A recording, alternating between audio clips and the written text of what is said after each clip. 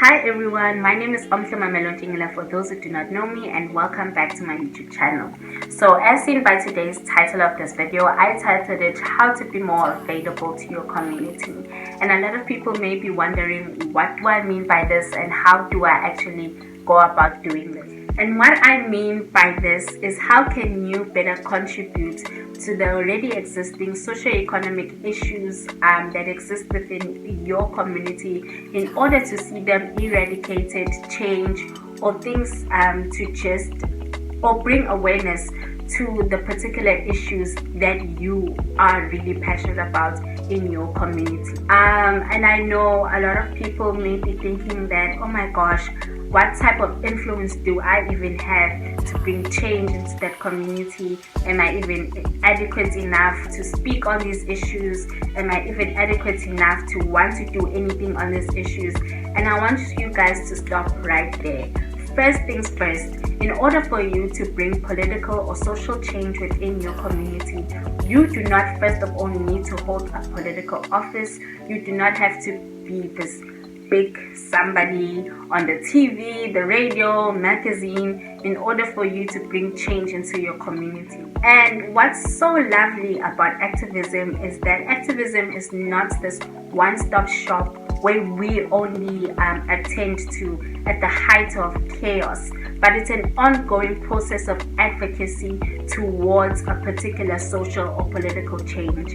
And you are really needed within that process, because it's not a process just done by an individual, but it's a collective process. And in that collective process, there are so many initiatives, so many creative projects that you can participate in order for you to make sure that the change that you want to see being brought into the communities or societies that you exist in, you are actually participating in them actively, intentionally, and in a more sustainable way.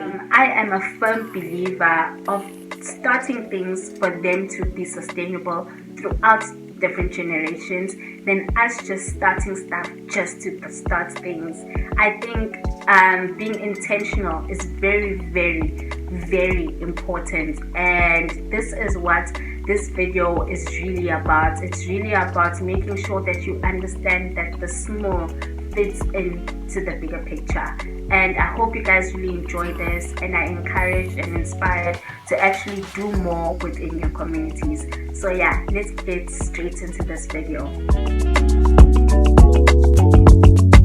So first things first, are you willing to commit? I say ask yourself this question: are you willing to commit?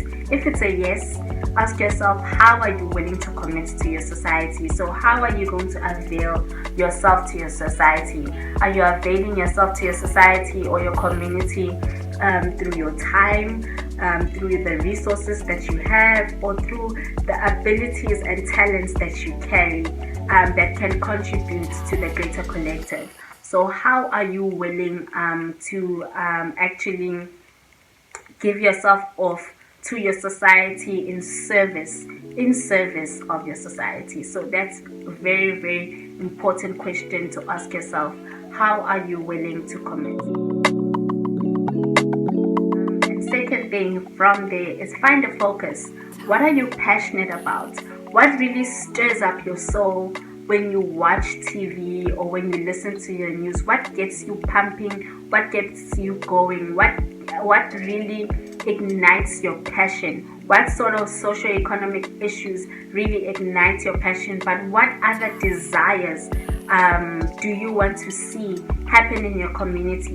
What are the things that you are really in love with that you'd love to introduce to your community as well? Because I really do believe that activism is not only about just us fixing the cracks that are existing within society, like poverty, education, but it's also introducing new ways of living, new ways of bringing out solutions, new ways of industry, new ways of talents, new ways of improving our economies within our spaces. So what is it that you really want to bring to your community? Find that focus. It's very great to be a person who's versatile and diverse and have your passions in different spaces. But when you are starting out an initiative, especially in our community, it's very good for people to know what is it that you are actually doing. Be clear. So be clear in your focus. What is it that you're doing?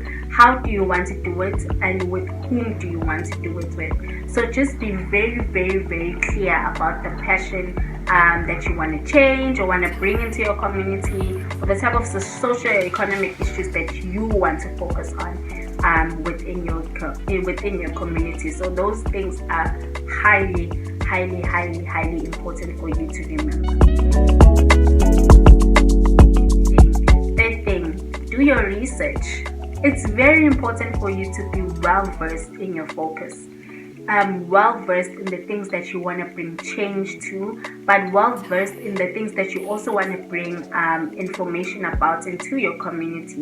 It's very important for you to also know the history of the type of community that you want to change. It's very important for you to understand the social dynamics that existed in that community. It's very important to understand that the community where you want to bring change in, you want to bring in new information or solutions in, has already existed for a very long time before you were even born, and it has established its own ecosystem already. So you wanting to be a contributor to that ecosystem, you need to understand the system in itself. You need to understand the social order that runs that place. You need to understand the key actors that exist within that space. You just need to understand the community that you want to change, and you also need to understand the type of projects that you want to get involved in. So when you chose your focus has a history. You need to understand the history of that focus.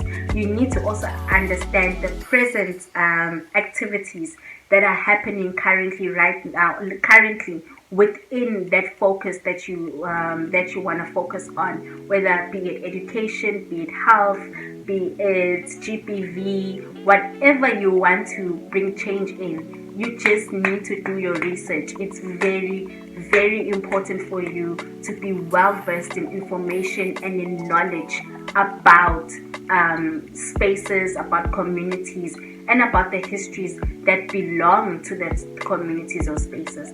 Very, very, very important. Very important to do your research.